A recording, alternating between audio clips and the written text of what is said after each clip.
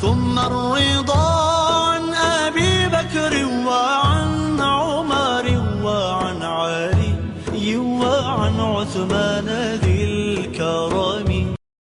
تو جب یہ بات سنی تو ایک طبیعت میں رنج کا یا ملال کا آ جانا یا ایک تعجب کا آ جانا ایک فطری امر ہے،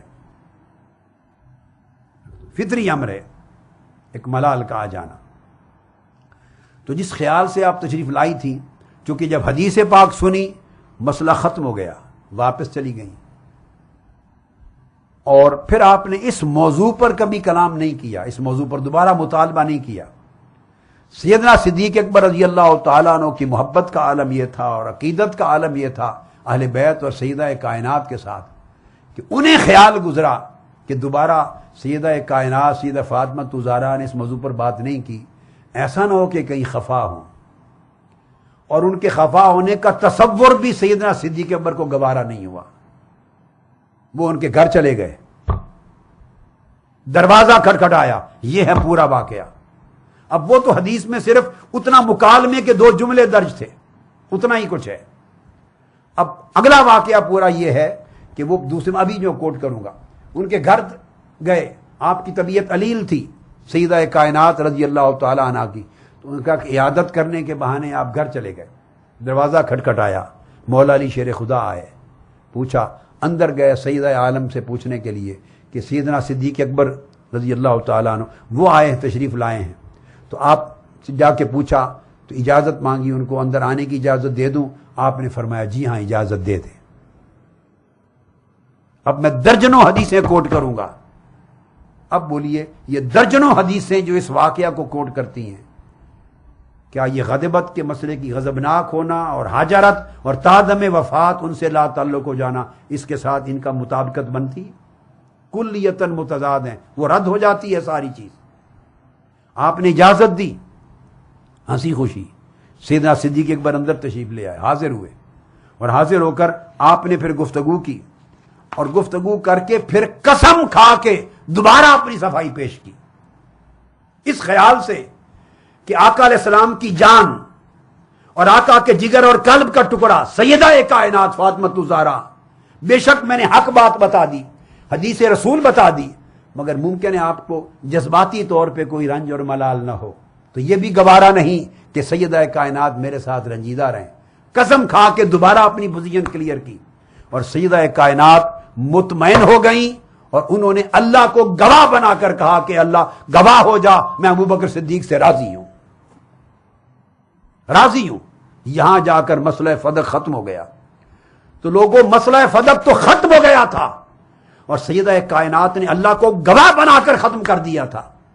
تو صدیوں بعد آج لوگ ٹی وی پر کتابوں میں ہنگامہ کھڑا کر کے دوبارہ زندہ کر رہے ہیں اس کو، تو سوائے فتنہ اور فساد دین میں پیدا کرنے کے اور کیا غرض ہے؟ اس سے سیدہ کائنات کی روح خوش ہوگی جنہوں نے اللہ کو گواہ بنا کر کہا تھا کہ میں ابو بکر سے راضی ہوں. اب وہ سنیے، وہ اب حدیث سناتا ہوں آپ کو. امام شابی کی روایت سے ہے، فرماتے ہیں لما ماردت فاطمہ رضی اللہ تعالی عنہ اتا ابو بکر رضی اللہ تعالی عنہ فاستاذن فقال علی یا فاطمہ ھذا ابو بکر یستاذن علیک. آپ کی علیل تھیں تو سیدہ کائنات کی مزاج پرسی کے لیے سیدنا صدیق اکبر رضی اللہ تعالی عنہ در فاطمہ پہ حاضر ہوئے. مولا علی شیر خدا نے اندر جا کے پوچھا فاطمہ ابو بکر آئے ہیں، اندر آنے کی اجازت مانگتے ہیں. سیدہ کائنات نے فرمایا اتحب ان آذن لہ. آگے بیان کو تھا کہ سنت یہی تھی کہ شوہر سے پوچھے زوجہ، اے علی آپ پسند کرتے ہیں کہ میں انہیں اجازت دے دوں؟ قال نعم. کہا مجھے تو اعتراض نہیں، میں تو خوش ہوں. انہوں نے کہا کہ آقا کی سنت ہے. اس کو جواب دیا فاذنت لہ، اجازت دے دی ان کو کہ اندر آ جائیں. سیدنا صدیق اکبر اندر آ گئے. فداخل علیہا، سیدہ کائنات کے پاس آ گئے. یترداہا، اور اس خیال سے کہ شاید ان کی طبیعت میں ملال ہو، رنج ہو. یہ انسانی بشری تقاضے ہیں، مطلقاً اس کا انکار نہیں کرتے کہ کوئی رنج ہی نہیں آیا ہوگا، کوئی ملال ہی نہیں آیا ہوگا، اس کا انکار مطلقاً نہیں کرتے. اس کا ادراک سیدنا صدیق اکبر رضی اللہ تعالیٰ عنہ نے بھی کیا ہوگا یہ تردہ آپ کو منانے لگے، رضا جوئی کرنے لگے. اور آگے یہ جملہ بولا ہے سیدنا صدیق اکبر نے، خدا کی قسم اگر ایمان کی رتی ہو اور طبیعت میں انصاف کی رتی ہو تو انسان اسی وقت تائب ہو کر کہے قربان جاؤں بکر صدیق تیرے عشق اہل بیت پر. انہوں نے جملہ بولا ہے قال واللہ، یہ بیت فاطمۃ الزہرا میں کھڑے ہو کر، مولا علی شیر خدا کو گواہ بنا کر، حسنین کریمین کو گواہ بنا کر سیدہ عالم فاطمۃ الزہرا سے عرض کیا واللہ ما ترکت الدار والمال والاہل والعشیرۃ الا ابتغاء مرضات اللہ ورسولہ ومرضاتکم اہل البیت. عرض کیا کہ سیدہ کائنات خدا کی قسم جس کے قبضہ قدرت میں میری جان ہے، آپ کو معلوم ہے ہم نے گھر بار چھوڑ دیا تھا، مکہ سے چھوڑ کے آ گئے تھے. میں نے اپنا گھر کسی اور غرض سے نہیں چھوڑا تھا، مال و دولت اور کاروبار و تجارت کسی اور غرض سے چھوڑ کے نہیں آیا تھا، اپنے اہل و عیال کسی اور غرض سے چھوڑ کے نہیں آیا تھا، رشتہ دار کسی اور غرض سے چھوڑ کے نہیں آیا تھا. صرف اور صرف 3 رضائیں مقصود تھیں، الا ابتغاء مرضات اللہ، سب کچھ تج کر دیا، چھوڑ دیا، فقط اللہ کو راضی کرنے کے لیے، ورسولہ، اور اللہ کے رسول کی رضا کے لیے، ومرضاتکم اہل البیت، اور اے اہل بیت خدا کی قسم صرف آپ کی رضا کے لیے. کوئی کہتا ہے یہ جملے؟ یہاں تک تو بات آتی ہے کہ اللہ اور اللہ کے رسول کی رضا کے لیے چھوڑ کے آیا تھا. آپ تصور کریں عقیدہ ابوبکر صدیق کیا تھا، اور خدا کا خوف کریں آج آپ ان کا نقشہ کس طرح پیش کر رہے ہیں، کیا بنا کر پیش کر رہے ہیں. ایک مسئلہ پر علمی، ایک فکری، ایک اجتہادی رائے کا اختلاف ہے، اس کا بات کا اتنا بتنگڑ بنا کے آپ نے کیا نقشہ بنا رکھا ہے پوری امت کے سامنے. اور ان کے آپس کے اعتقاد کا اور صدیق اکبر کا اہل بیت کی ادب، احترام اور محبت کا عالم کیا ہے.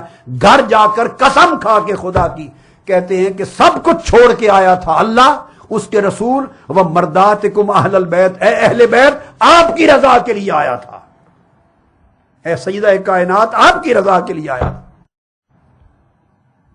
سب کچھ چھوڑ کر ہمیں کیا پڑی تھی ورنہ دنیا چھوڑتے. قال ثم ترداہا، یہ کہہ کر آپ ان کو راضی کرنے اور خوش کرنے کے لیے درخواست کرتے رہے کہ آپ مجھ سے راضی ہوں. اور حدیث کے لفظ ہیں حتی رادیت، سیدہ فاطمۃ الزہرا راضی ہو گئیں، راضی ہو گئی. پھر یہی حدیث امام بہقی بیان کرتے ہیں دلائل نبوت میں، جلد 8 صفحہ 460. پورا ایک ہی روایت ہے، مختلف طرق ہیں، راوی جدا جدا ہیں، طرق جدا جدا ہیں. یعنی یہ واقعہ کئی طرق اور اسانید سے مختلف ائمہ حدیث کو پہنچا ہے. اب میں اس کو سارا دوبارہ نہیں پڑھتا، ایک بار پڑھ دیا، ہر جگہ روایت ہوا ہے. آخری جملے ایک اپنے کیف کے لیے اور آپ کے ایمان کو تازہ کرنے کے لیے ہر کتاب سے پڑھتا جاؤں گا کہ وہ کہتے ہیں واللہ ما ترکت الدار والمال. یہ دلائل نبوت بہقی کی بھی روایت ہے. والاہل والعشیرۃ الا ابتغاء مرضات اللہ ومرضات رسولہ ومرضات اہل بیت مرضاتکم اہل البیت ثم ترداہا حتی رضیت.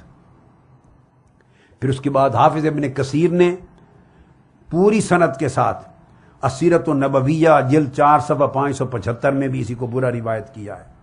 اور وہ بیان کرتے ہیں کہ اس کے اسناد جید اور قوی ہیں.